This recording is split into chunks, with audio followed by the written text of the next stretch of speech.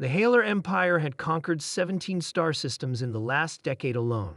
Their biomechanical warships darkened skies across the galaxy. Their soldiers, enhanced with cybernetic implants, crushed resistance wherever they found it.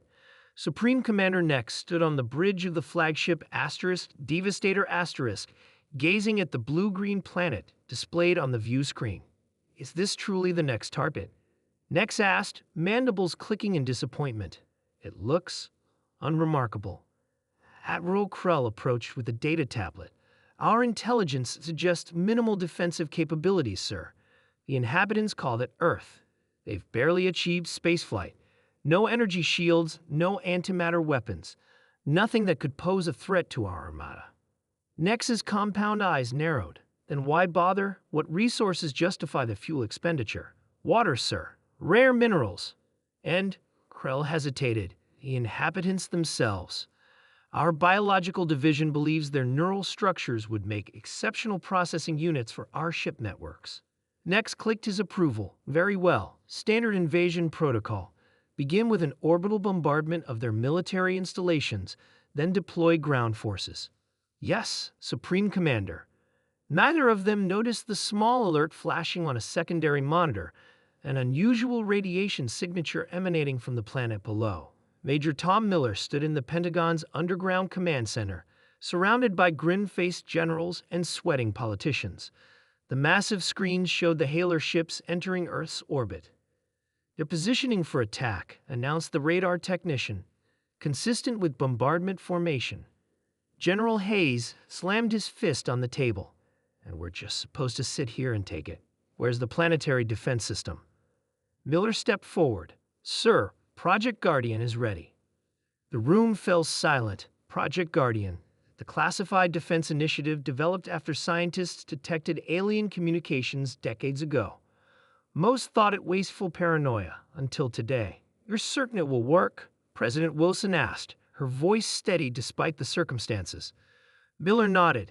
The system was designed specifically for this scenario. When they open fire, the kinetic response will be immediate. One of the scientists cleared his throat. Mr. President, I should emphasize that once activated, we cannot control the system's enthusiasm. The president looked at the alien ships positioning above major cities. They made their choice when they entered our atmosphere. Activate Guardian. The first Halar bombardment struck just outside Washington, D.C., a demonstration of power aimed at forcing quick surrender. The explosion was spectacular, carving a crater half a mile wide. On the Devastator Asterisk, Admiral Krell reported with satisfaction. Direct hit. Their primitive communications are scrambling with panic. Supreme Commander Nex prepared to address the planet's leaders with surrender terms when a lieutenant shouted in alarm. Energy spiked from the surface, massive readings across the planet. From beneath oceans, from mountain ranges, from what appeared to be empty desert, thousands of platforms rose. Each carried a single, unassuming device. What is this? Nex demanded. Scan those weapons. Before the scans completed, the devices activated simultaneously. There was no beam, no projectile, just a ripple in space-time that expanded outward at impossible speed. When it reached the Halar fleet, ships simply came apart. Not with explosions, but with the gentle inevitability of sand castles meeting the tide. In the Pentagon Command Center, silence reigned as they watched the alien fleet disintegrate.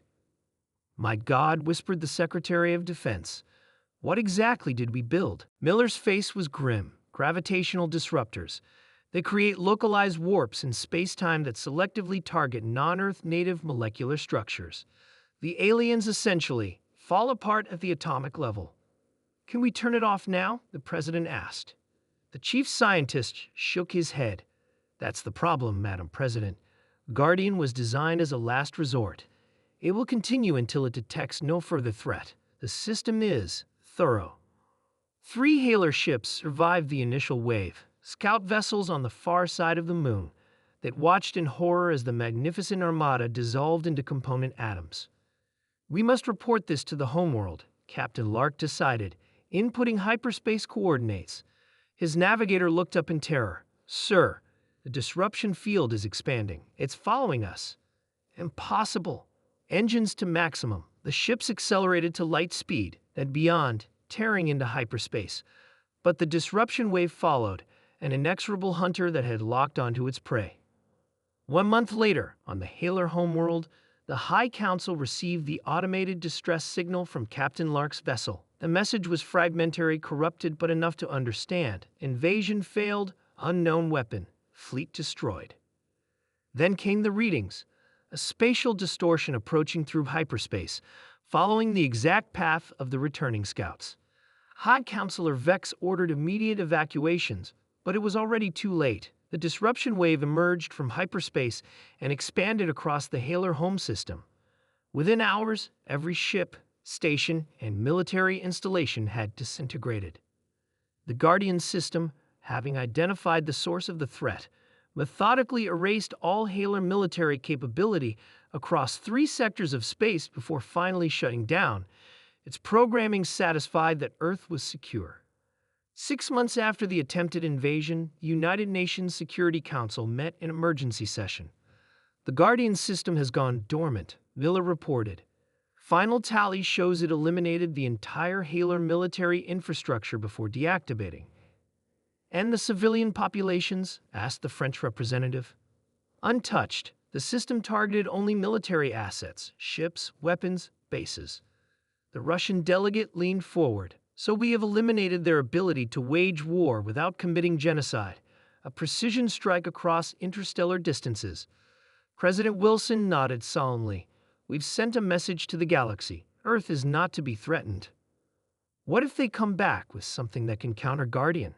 Asked the Chinese representative. Miller smiled tightly. That's just it, sir.